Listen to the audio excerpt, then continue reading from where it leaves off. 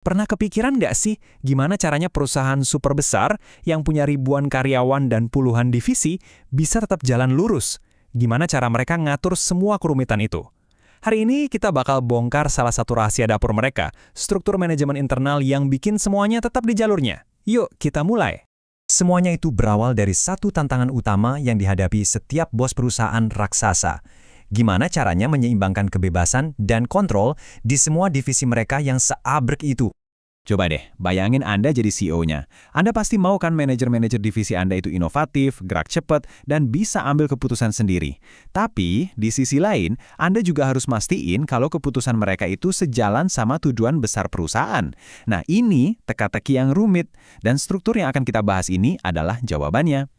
Oke, solusi pertama untuk teka-teki keseimbangan tadi adalah sebuah konsep yang namanya pusat laba, atau dalam bahasa Inggrisnya, profit center. Gampangnya gini, sebuah divisi atau unit bisnis itu diperlakukan seolah-olah dia itu perusahaan sendiri. Manajernya dinilai kinerjanya dari satu hal utama, selisih antara duit yang mereka hasilkan dengan biaya yang mereka keluarkan.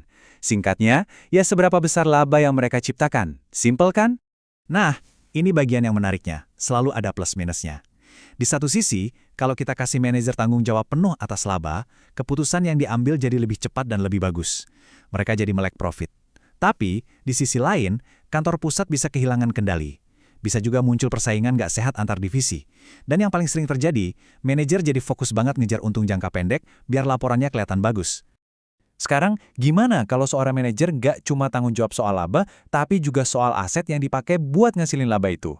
Nah, disinilah kita naik level ke konsep berikutnya, pusat investasi. Jadi ini tuh evolusinya dari pusat laba. Pertanyaannya bukan lagi sekedar berapa untung yang kamu hasilkan, tapi jadi berapa untung yang kamu hasilkan dengan aset yang kami percayakan ke kamu. Ini nambahin satu dimensi baru yang krusial, seberapa efisien modalnya dipakai. Dan kutipan ini nunjukin poinnya dengan jelas banget. Sekilas, laba 20 juta kedengarannya lebih bagus dari 10 juta, ya kan? Tapi kalau Anda lihat modal yang dibutuhin, ceritanya langsung beda total. Kasus pertama itu ngasih imbal hasil 50%, sementara yang kedua cuma 20%. Nah, inilah inti dari cara berpikir pusat investasi.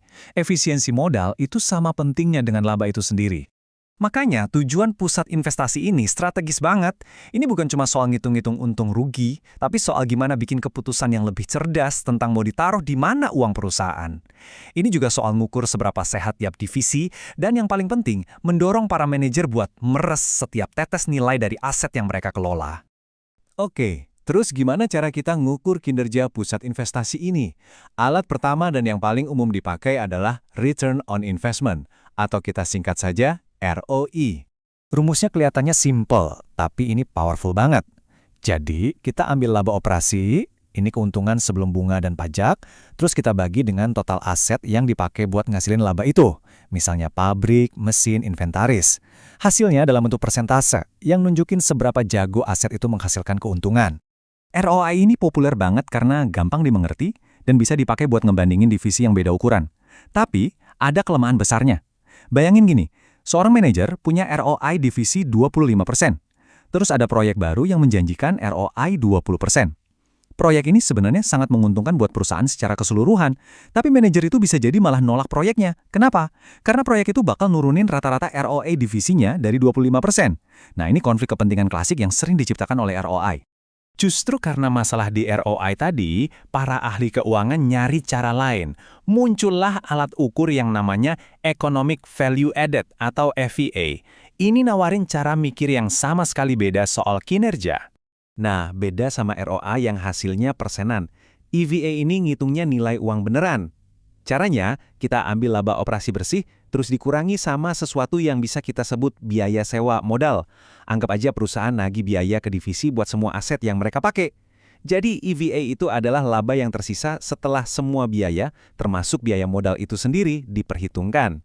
Keunggulan utama EVA adalah dia bisa nyelesain masalahnya ROI. Selama sebuah proyek bisa menghasilkan EVA positif, artinya untungnya lebih besar dari biaya modalnya, manajer akan semangat buat ngambil proyek itu. Tujuannya jadi sama buat semua orang, ciptakan nilai ekonomi yang positif. Kekurangannya? Karena hasilnya angka absolut, ngebandingin divisi yang asetnya 10 miliar sama yang 100 miliar jadi sedikit lebih sulit. Oke, yuk kita satukan lagi kedua konsep ini dan kita tarik kesimpulan utamanya dari pembahasan kita hari ini. Jadi poin kuncinya di sini, di pusat laba pertanyaannya fokus ke hasil akhir. Berapa untungnya? Titik. Tapi di pusat investasi pertanyaannya jauh lebih dalam. Bukan cuma soal apa yang kamu capai, tapi seberapa efisien kamu mencapainya dengan sumber daya yang ada. Ini bedanya antara sekedar jadi untung dengan jadi cerdas secara finansial. Dan kita tutup dengan pertanyaan ini buat Anda renungkan. Kalau Anda CEO-nya, Anda lebih percaya metrik yang mana? Persentase simpel kayak ROI atau angka real kayak EVA? Masing-masing punya kekuatan dan kelemahannya.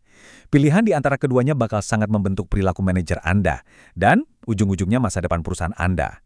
Jadi, pilihan mana yang akan Anda ambil?